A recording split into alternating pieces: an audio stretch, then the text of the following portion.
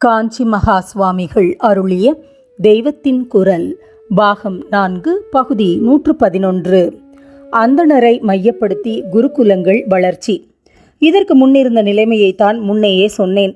ரொம்பவும் ஸ்பெஷலைஸ்டு சமாச்சாரம் கற்றுக்கொள்வதற்கு மட்டுமே வைசிய சூத்திர ஜாதியினர் பிராமண ஆச்சாரியனிடம் போக வேண்டியிருந்தது என்றும், மற்றபடி அவனுடைய குருகுலம் பிரம்ம க்ஷத்ர சிஷ்யர்களுக்காக தான் இருந்தது என்றும் சொன்னேன். இதிலும் குறிப்பாக பிராமண பசங்களுக்கு உரியனவாகத்தான் அவை இருந்திருக்கின்றன. அந்த காலத்தில் குருகுலம், வித்யாபியாசம் முதலிய விஷயங்களே முக்கியமாக பிராமணனை குறித்தவை மாதிரித்தான் இருந்திருக்கின்றன. க்ஷத்ரியர்களிலும் ராஜகுமாரர்கள், ராஜகுடும்ப முக்கியஸ்தர்களின் பசங்கள், பிரதான அதிகாரிகளின் பிள்ளைகள் ஆகியோர் குருகுலவாசம் செய்தனர். அந்த ஜாதியில் மற்ற எல்லா சிறுவர்களும், அதாவது சாதாரண சேனா வீரர்கள், சிப்பந்திகள் ஆகியவர்களது பிள்ளைகள் வீட்டிலேயே தகப்பனிடமும் அல்லது ஆயுத பயிற்சி சாலைகளிலும் தான் அபியாசம் செய்திருப்பார்கள் என்று தோன்றுகிறது. குருகுலவாசம் செய்த பசங்களும் கூட தங்களுக்குரிய முழு கோர்ஸும் பிராமண பசங்களோடையே சேர்ந்து கற்றுக்கொண்டிருப்பதற்கில்லை. முன்னையே சொன்னதை மீண்டும் சுருக்கி சொல்கிறேன். வேதாதி சதுர்தச வித்யைகளை பிராமண பிள்ளைகளைப் போல அவ்வளவு ஆழ்ந்து அலசி படிக்க வேண்டிய அவசியம் சத்திரியர்களுக்கு இல்லை. இதேபோல் பிராமண பிள்ளைகளில் தற்காலத்தில் தாங்கள் தனுர்வேத அர்த்தசாஸ்திர ஆச்சாரியர்களாகி கற்றுக் கொடுக்க வேண்டும் என்ற உத்தேசமுள்ள மாணவர்கள் மாத்திரம் இவற்றை ஆப்ஷனலாக எடுத்துக்கொண்டு படித்திருக்கலாமே தவிர, மற்றவர்கள் தங்கள் ஜீவனத்துக்கு அவசியமில்லாத இந்த ஆயுத சாஸ்திரத்தையும் இராஜாங்க நிர்வாக சாஸ்திரத்தையும் டீப்பாக கற்றுக்கொண்டிருக்க மாட்டார்கள். ஆகையால் பிரம்ம க்ஷத்ர ஜாதி வித்தியார்த்திகளுக்கு பாடங்களும் பாடமுறையும் வித்தியாசமாக இருந்திருக்க வேண்டும். சதுர்தச வித்தைகளுக்கு மட்டும் அவ்வப்போது பிராமண பசங்களும் சத்திரிய பசங்களும் சேர்ந்த ஒரே குருகுலத்தில் அபியாசம் செய்திருக்கிறார்கள் என்பது நிச்சயம். வைசியர்களுக்கும் வேதத்தில் அதிகாரம் உண்டு ஆதலால் அவர்களும் இப்படி பிராமண குருகுலங்களில் கொஞ்சம் சேர்ந்து படித்திருக்கலாம்.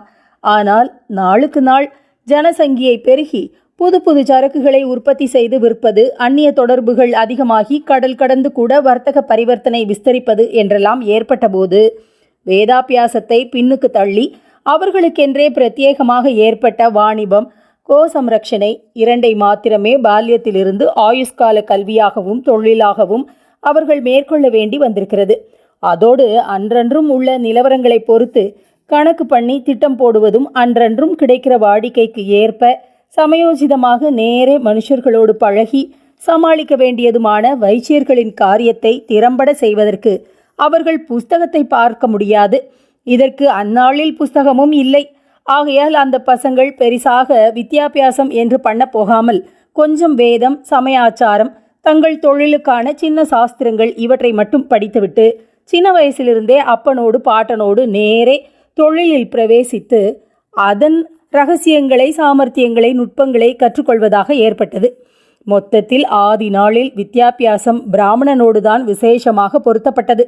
இதனால்தான் எத்தனையோ காலத்துக்கு பிற்பாடும் வேதத்துக்கே உரிய பாடம் வைத்தே கல்விக்கூடத்துக்கு பாடசாலை என்று பெயர் நீடித்து வந்திருக்கிறது.